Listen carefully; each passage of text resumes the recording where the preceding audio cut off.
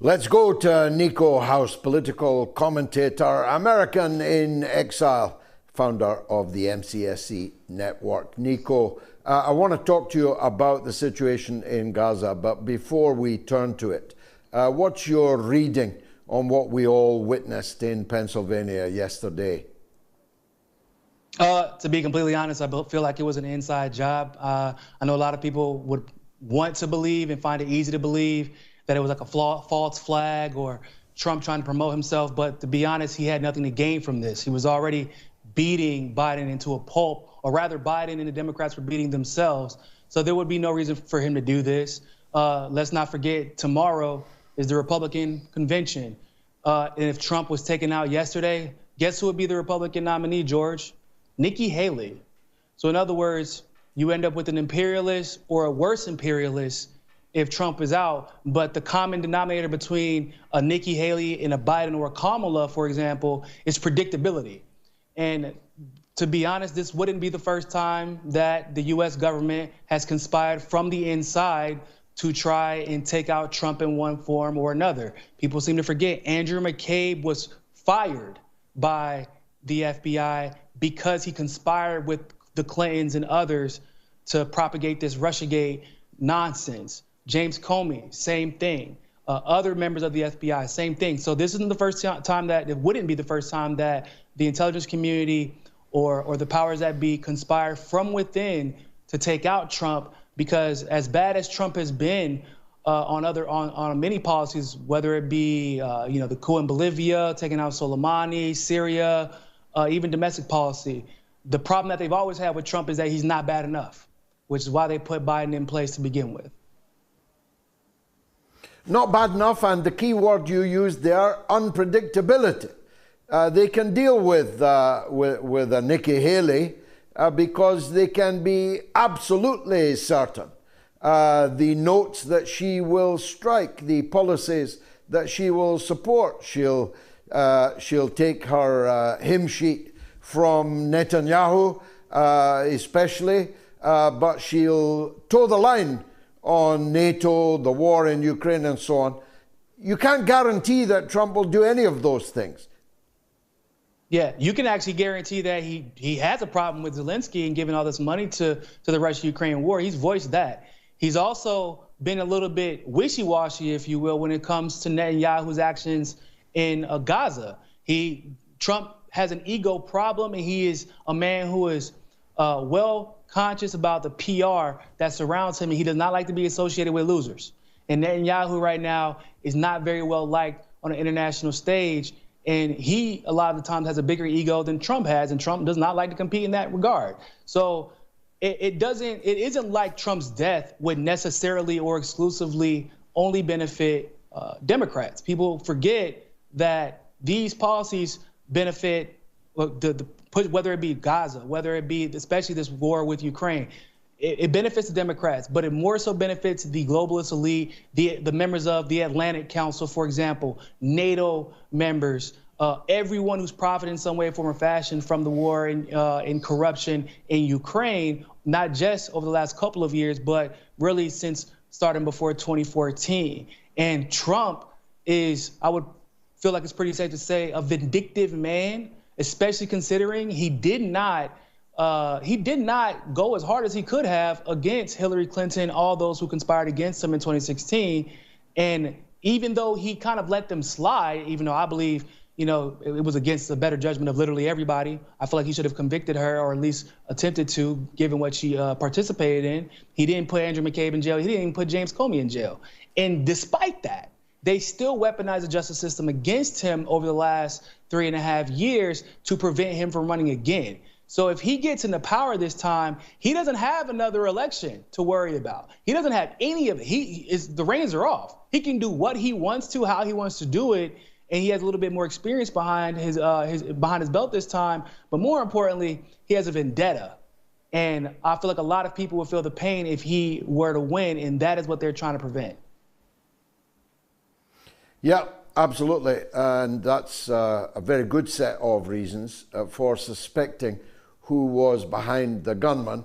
and if the gunman was all that he is now being said to be, and if he was the gunman, if he was the only gunman. These are all questions that will swirl. We'll return on Wednesday to these things. But Niko, I wanted to talk to you about the situation in Gaza. You were out there in the region comparatively recently.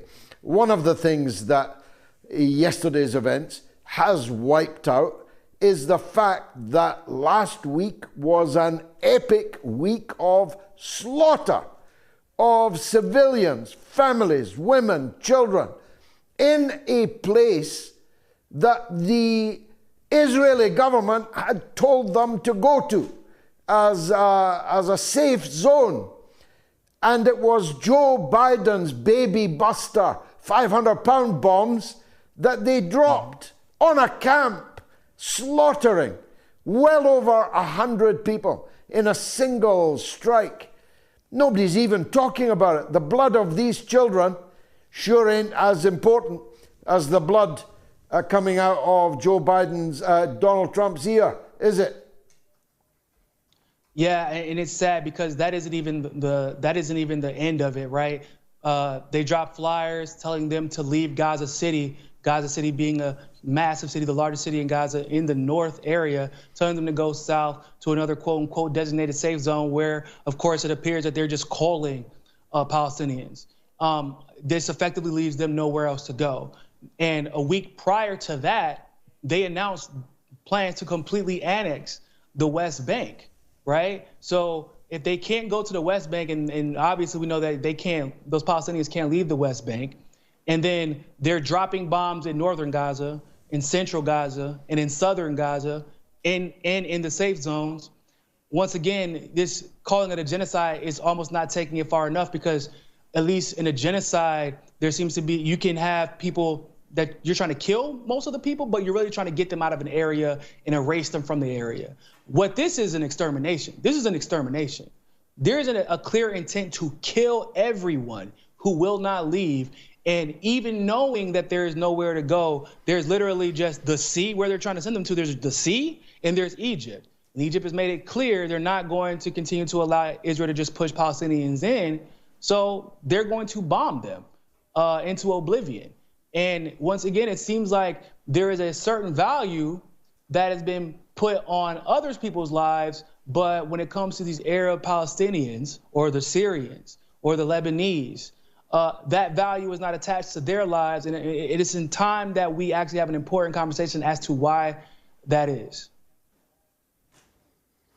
Well, it's racism, pure and simple, isn't it? Israelis are projected to us as people like us, as indeed most of them are. They used to live near us, and now they live there on somebody else's land.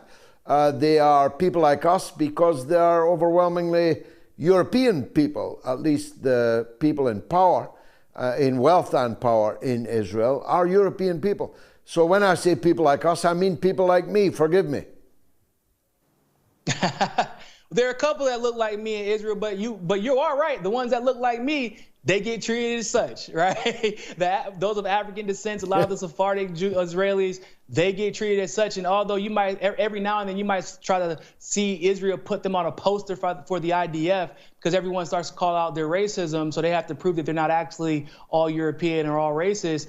The truth of the matter is, when those cameras are off, and in real life, because I actually know Israelis, those black and brown Israelis do get treated as somebody in the U.S. would get treated. But you're right, they present them like they presented the Ukrainians, right? The Ukrainians, when the war started and they were claiming refugee status in Europe, they said we have to accept them because they're European like us. They look like us. Even in the United States, they're getting Social Security benefits. 100,000 at least have gotten Social Security benefits. Why? Because they're quote unquote like the majority of the United States.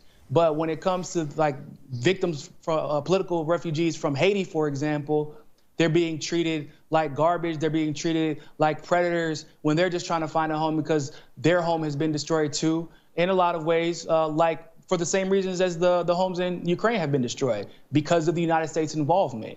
So the only difference might be the belief system and the skin tone. I don't know why, but what you just said there sparked a question in my mind. In normal times, if there are anything that can be called normal times, living in Israel is a good life.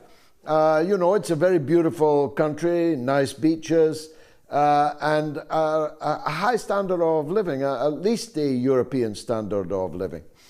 I wonder if Americans know that Israeli citizens have so many things that American citizens don't have. Free health service, free university, free education. They have benefits to Israelis that Americans can only dream of, and yet it's the American taxpayer that's paying for it all. Does that ever occur or arise as a question?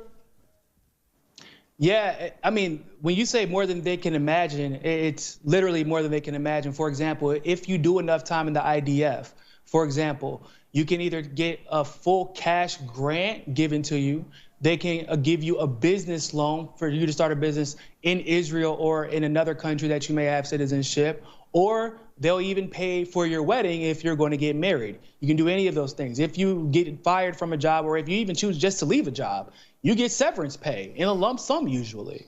The benefits of Israel, I mean, there are people, depending on what your job is, right? If you get a job in the United States, they arrive in the United States and they get a social security card. They have high credit. They're offered scholarships and grant money to many of our elite institutions and colleges. And people have no idea that this is happening. And what's crazier is the fact that many Israelis, and these aren't even the ones that have the citizenship in multiple countries. These are the ones that just come out of Israel, not even the ones that are being able to take advantage of citizenship in maybe the EU or the United States. But those Israelis aren't even aware that their benefits are that unique.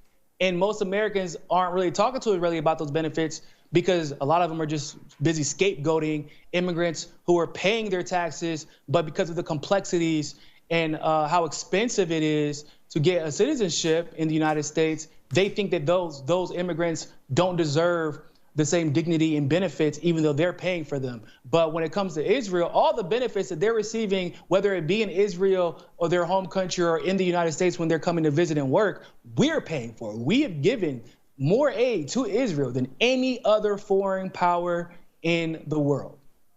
We've given more aid, both military and just regular humanitarian aid to Israel. That's insane because we don't really know why, because not only does the United States give it to them, but the rest of the Western world gives them aid. They're living and leeching off of the Western world, but yet they seem to only answer to themselves. Extraordinary. Niko House, as always, great to hear from you. Sorry it's shorter tonight because of the fast-moving story.